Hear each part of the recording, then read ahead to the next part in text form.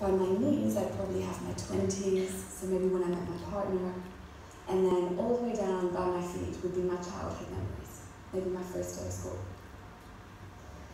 Dementia rocks my bookcase. So as it rocks my bookcase, what do you think is likely to happen to those books? They're going to fall out, aren't they? And which ones do you think are likely to fall out first? The ones at the top. So that might explain why my short-term memory would be affected first. As my dementia progresses, I might find that my most recent memories, that's to say, the books that are highest on my bookcase, being from further down from earlier in my life. Now, say I've got to the point where all of my top shelves are empty and I'm living in the 1950s. I want you to embrace my reality. I'm going to go into my kitchen today and try and make myself a cup of tea. But remember, I think I'm living in the 1950s. So what's going to be different about my kitchen? You're probably thinking the layout, the appliances. Now remember, I want to make tea. The kettle, right? It's likely to be electric rather than a whistling kettle that you put on the hob. You might see me, when you come round one day, filling up my electric kettle and doing what with it? Putting it on the hob. Now say that you're my loved one, my carer, my friend, and you see me doing this, you might be tempted to say, you cannot make your own tea anymore, it's just too dangerous. But how might that make me feel? I might feel sad, frustrated, like I'm losing my independence, thirsty. Now, as I said, embrace my reality.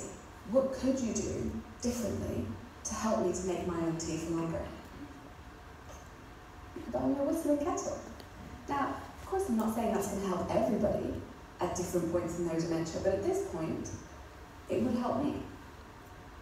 So this just goes to show how embracing my reality can really help me to live well with my dementia. From what you've heard so far, you might think that someone with dementia loses everything. But actually, that's because I've only told you about one part of the brain. I've told you about my factual bookcase. Now, this represents my hippocampus. That's the part of my brain where I manage factual and biographical data, so things like names and faces and dates and numbers. And unfortunately, it's built of really flimsy wood and is not very resistant to dementia, which is why it's going to rock so much. And I'm more likely to lose those books. However, there's another part of my brain that manages my feelings and my emotions. That part of the brain is called the amygdala, and it's much more resistant to dementia. So I'd like you to picture that as a separate bookcase, but that is made of solid oak. So even though it will be rocked, the contents will be safer for longer. And let me explain to you how the two bookcases work together. Say when I was a child, I had a teacher, so the fact of that teacher is going to go way down by my feet on my factual bookcase, but the way he made me feel, which was inspired and like I could do anything in my life, is going to go on the emotional bookcase. Let me give you some examples of how that might work today when I have dementia. So think again, you're my loved one, my carer, my friend, and you come round and we have a blazing row. We have a really big argument because I've forgotten your name. Now the fact of that argument is going to go on my factual bookcase. What feelings do you think are going to go onto my emotional bookcase? Sadness, anger, frustration.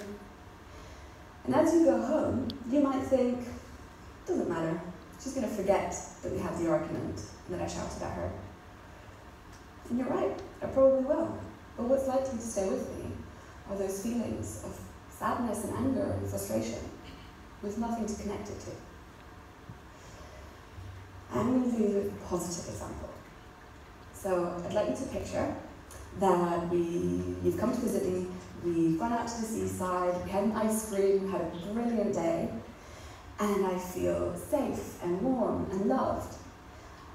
But on the way home, I've forgotten the ice cream, and I've forgotten the day out, and you might think, it's just not worth this anymore. But look, you've left me with those feelings of happiness and safety and love. And that's what really matters. At Dementia Friends, we want to encourage everybody who knows someone with dementia to continue to visit and spend time with people with dementia and help them to live well. And always remember, there is more to the person than the dementia. Thank you.